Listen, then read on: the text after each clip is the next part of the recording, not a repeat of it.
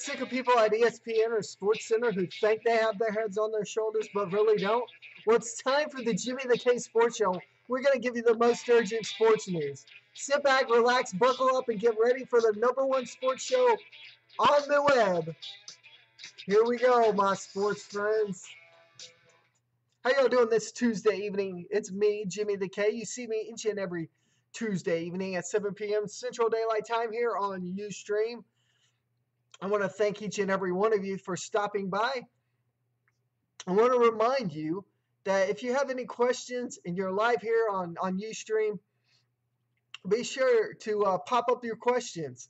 I answer any and all questions for the most part, unless, they're not pertinent to the topic, and then I just glance over it. But you can ask questions there. I found this really cool thing called Facebook Live, and I will probably start eventually, probably before and after the show, and maybe during the week every once in a while, pop in with some Facebook Live type things for you here and there. Tonight's, you basically just got an overview of what tonight's show was going to be about. During the week you may get anything from Ranger news to Cowboy news to Washington National news to with my love of weather. You may have to sit there and watch me forecast severe storms here in the Oklahoma City metro with some of the tools that I have and can show you exactly what goes on from there. But sports wise, well, this Facebook Live thing is, I love technology. I'm not too big into it. I'm not going to jump every time something new comes out, because the truth of the matter is I'd much rather the bugs be worked out first before, something just, I load something or I do something and then I end up with a virus or something like that because, the bugs haven't been quite worked out of it. This Facebook Live thing, the kinks have pretty well been worked out. It's pretty neat. So be sure to stay tuned to Facebook every once in a while. I'll have little snippets here and there. Matter of fact, after this show, stay tuned, and I will. I'll give you a glance into the Jimmy the K Sports Show. How exactly is it run? How am I doing it? How am I getting my sports news? And I'll also show you how Ustream is used in this aspect, and tell you how you too can be part of the show as well. With the creation of Facebook Live, what I do think may happen eventually, and I'm not saying it's going to happen now. I had thought about doing it tonight just to see how it worked. Give the viewers from Facebook a chance to ask me questions as well as those on Ustream. Kind of help out the curtail the question and answer to the show. However, in weeks to come, we could very well not only be on Ustream, but on Facebook Live at the same time for your question and answer concerns here and there. So be sure to check that out, Facebook Live. Again, that's at the end of the show. I will definitely take you through the steps of how the show's done, how I get my sports news, how I use Ustream, stuff like that. It'll be quite interesting. You'll get a sneak peek into the Jimmy the K Sports Show. So with that being said, let's go ahead and get into some of the sports topics. If you watch the Facebook Live infomercial or whatever you want to call it, sneak peek here about 20 minutes ago, I definitely told you some of the sports topics that were going to be discussed. And, not all of them are things that are on the All About Sports Zone page. Remember, we have a Facebook page, a website as well. And we have a Twitter site as well. So again, that Facebook Live chat that I come up here in a bit, or after the end of the show, I'll definitely give you snippets into how Twitter and Facebook and my website is used, and how you too can be part of the show as well. Pretty simple. It's going to be fun. It'll give you an in-depth look into the Jimmy the K Sports Show. Well, let's go ahead and get into some of the sports topics that were discussed in the segment, the Facebook Live segment about 20 minutes ago. What sports news was there this week? I definitely want to go back. I want to ask you where you were about 22 years ago. Where were you about 22 years ago? I remember this day very vividly. The Texas Rangers were playing the Chicago White Sox at the time. Nolan Ryan threw a ball that happened to get a little bit inside of Robin Ventura. Robin Ventura decided, hey, I'm going to charge the mound. And Nolan Ryan beat the living daylights out of Robin Ventura. To Texas Ranger fans, that was April 8th, 22 years ago. We call that Nolan Ryan beats the crap out of Robin Ventura Day. It was very funny as the president and head man of the Texas Rangers 4 years ago, or 4 years when he was there in the Ranger organization. Every time the Chicago White Sox would play the Texas Rangers, and remember, the Chicago White Sox manager at the time was Robin Ventura. Every time they play each other, they'd play on the Jumbotron the fight between Robin Ventura and Nolan Ryan. And you talk about man with balls. Nolan Ryan had some balls, all right? A lot of people would have left the game all bloodied up. You know, I'm done. You know, put some stitches on me. My nose is broken, blah, blah, blah, whatever. Nolan Ryan wasn't having that. He pitched that game, and he pitched lights out that game. He pitched lights out. He pitched lights out. I remember the blood all over his nose and all over his jersey as he manned up against the next batter and went lights out on him.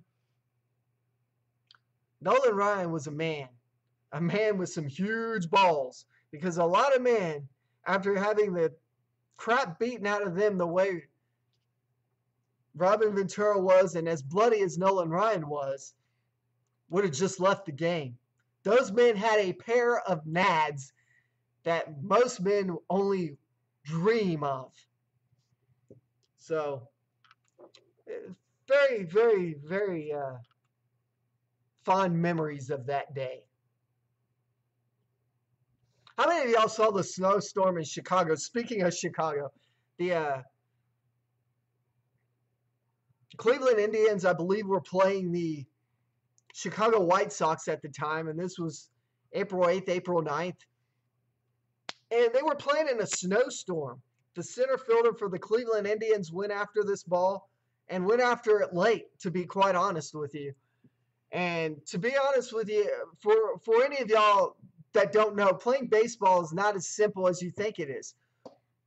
You have lights shining at night into your eyes, and imagine a snowstorm, white snowflakes coming down. You've got this ball and a snowstorm in the air and lights glaring down on you, and you're trying to find it, and you're running all force. Your eyes are on that ball all force.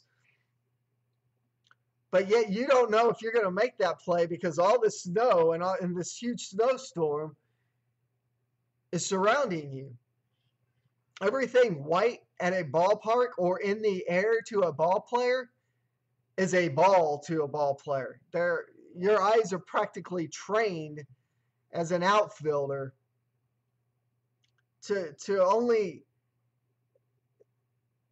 lock yourself into the ball, lock yourself into the pitcher, lock yourself into the batter, lock yourself into the ball coming off the bat. And from there, keep your eye on the ball the whole time. In a snowstorm, that's a little difficult because everything's white. The ball's white, the snowflakes are white, and some of those snowflakes are huge, right? Spectacular catch by the man. Rajay, however you pronounce it. Sorry, dude. I apologize for butchering your name. Rajay Davis made this glaring glow in the outfield, center field. Great catch. Being an outfield is not simple. Just ask us outfielders by trade.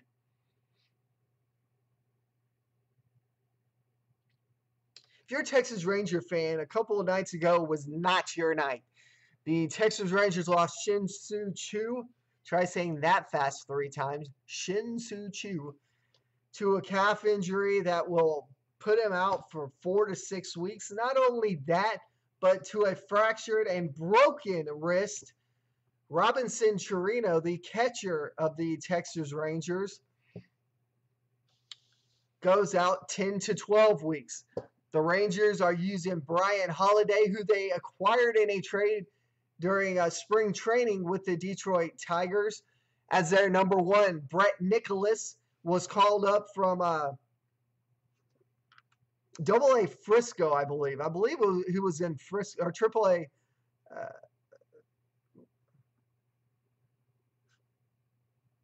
Rough Riders organization.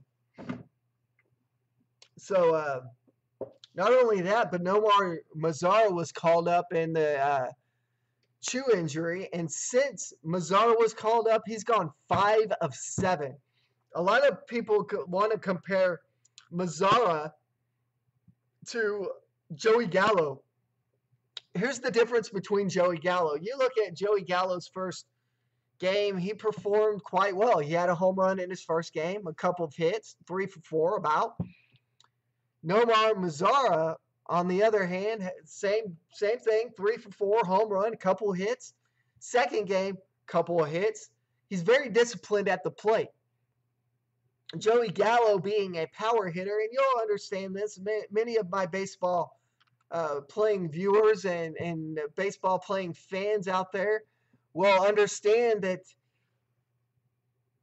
that power hitters are typically strikeout prone, if not the most strikeout prone, because the truth of the matter is they're huge when it comes to home run power, but their strikeout levels are huge. Look at Chris Davis, for example. Chris Davis, former first baseman for the Texas Rangers, now in the Baltimore Orioles organization. You look at Chris Davis, he has huge home run numbers, but you also look at his strikeout rates, they're high. You look at somebody like Bryce Harper, huge home run rates, high strikeout rates as well. So, comparing the two is just a slice of cheese, to be quite honest with you, because the truth of the matter is they're two different types of cheese. One's Swiss, one's American. And so you look at Nomar Mazara and what he is. He's a contact hitter. He's somebody that is very disciplined. He will stand up at the plate and wait for his pitch. Once he gets that pitch, he'll take it to the opposite field. He'll take it for power, etc., etc. Great work on him being the youngest player in Major League history to basically hit a home run. Get his first at bat, first hit, 20 years old. Rangers signed him at 16 from the, I believe, the Dominican Republic. A lot of scouts at the time did not feel like he would be a very good player, but many scouts in this offseason felt like he was seasoned enough that he could be a very, very big part of the Rangers organization for years to come. Sticking to the baseball end of the story. Speaking of story, how about the young man's story over in the Colorado Rockies organization? Through 6 games, sets a MLB record with 7 home runs. I believe he shattered Mark McGwire's home run total. That was 7 home runs in 6 games. What an excellent job by him. And the Rockies not playing the best baseball, but that kid is on fire. That kid is on. Sorry, I'll try my best not to sing during these shows.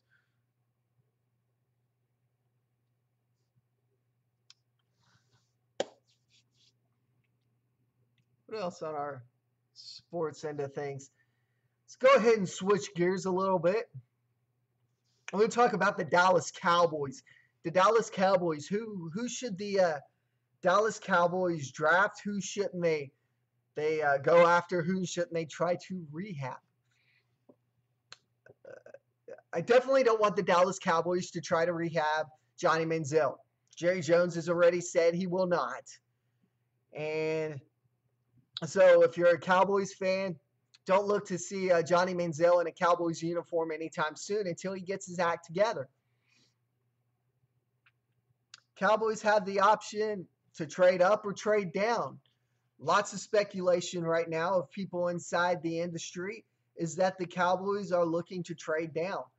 Why? Because they feel like some of the quarterbacks or the position players that they would like to draft are going to be farther down in the draft than what was earlier expected. Ezekiel Elliott, a running back. Should the Cowboys draft him? Be a good thing. Somebody, DeMarco Murray type player that could fill the reins of not only the offensive line and a running game, but then you still need a quarterback, right? Do the Cowboys get Carson Wentz and trade a pick for 2 picks and get Carson Wentz and Ezekiel Elliott? Pretty good deal right there, wouldn't it? Pretty good, you know.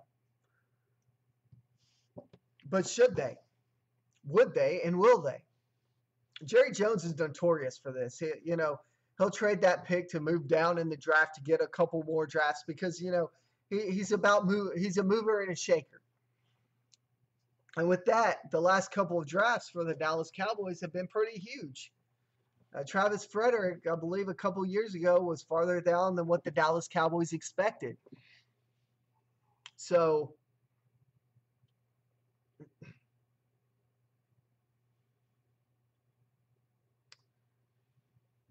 with that, you have the Dallas Cowboys trying to do the same thing here, which is a pretty smart move on the Dallas Cowboys' part. So if you're lucky, that's what you're hoping the Dallas Cowboys will do.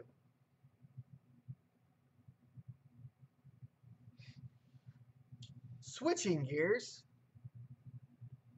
I want to tip my hats to the professional hockey team in the Dallas-Fort Worth Metroplex, the Dallas Stars, on making the Stanley Cup playoffs. They will start the playoffs, I believe, tomorrow night. No, not tomorrow night. Excuse me. Tomorrow night would be wrong. Thursday night in Dallas, home opener. Great. I vividly have fond memories of the Stanley Cup going to the Dallas-Fort Worth Metroplex and would love and hope and love to see the Washington Capitals against the Dallas Stars in the Stanley Cup final. That'd just be a great showdown for the two.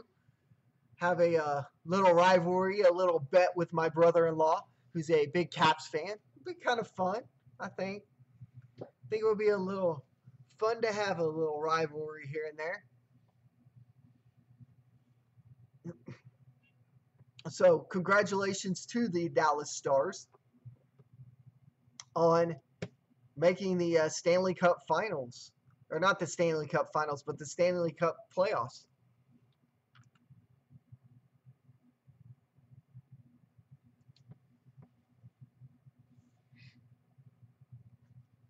With that being said, switch a couple of gears here and there. I want to talk a little bit about my thoughts on the Texas Rangers and the AL West. With the Texas Rangers already dropping 2 players like flies, what are my thoughts in the breakdown to the AL West? Right now, the Texas Rangers are 4-4.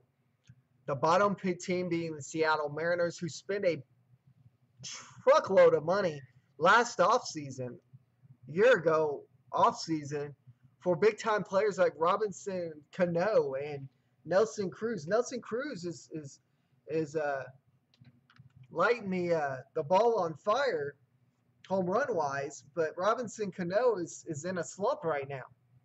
And some of the players that they signed in that offseason are in a slump. So Do I think the Seattle Mariners will wind up out of the cellar there? No, I really do think the Seattle Mariners will wind up last in the AL West. With Robinson, Chirinos, and Chu out for a while, we're probably not going to see Chu back until Darvish pitches, which is late May, early June. Chirinos we're not going to see till probably a week or two before the All-Star break, if not after the All-Star break. And with the start the Texas Rangers have had at 4-4, you can't have the slow start that you had last year where you started 4-12, 4-18, somewhere in there, and then your May, June, July, August, especially June, July, August, and September were your hot months. You can't do that. Not with the Houston Astros nipping at your heels right now. My thoughts on the AL West is that if the Texas Rangers, and this is a big if the Texas Rangers wind up starting off slow the way they did last year, the same time, against this Houston Astros organization, by all means, I can see the Houston Astros winning the AL West.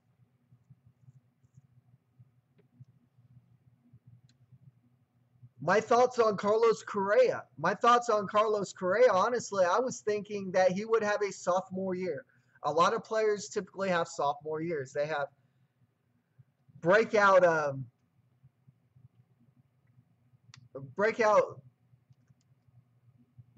rookie seasons, and then that second year, their sophomore year, is when they get into a slump. And the question is, are they going to have that slump, or are they going to stay on track? Carlos Correa for the Houston Astros has stayed on track.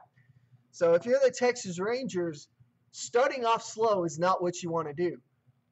But if you're the Houston Astros, starting off slow is not what you want to do, because the Texas Rangers bats, like Prince Fielder, who's only had one home run, maybe two. I believe he's only had one, but he leads the team in RBIs.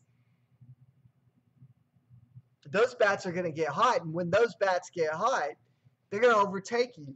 So the truth of the matter is, if you're the Houston Astros or the Texas Rangers, you cannot get off to slow starts. The Oakland Athletics, I could very well see them finishing well in the AL West. However, as young as they are, I don't see them winning the AL West. The Los Angeles Angels of Anaheim, this is either their year or they're done. Because the truth of the matter is, Pujols is getting old. Trout's getting older. Trout will eventually start on the decline. And from on the decline for Mike Trout, you'll start losing pitchers. You're going to start seeing pitchers like C.J. Wilson, who's already out, not perform well. So, really, the AL West comes down to the Texas Rangers and the Houston Astros. Who starts off hot? Who starts off slow?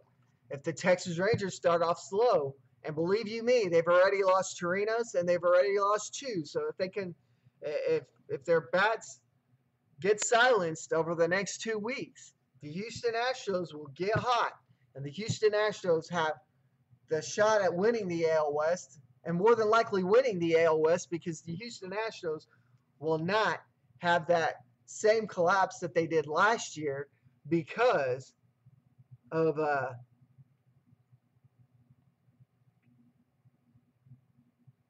young season, young players that have not been there and done that.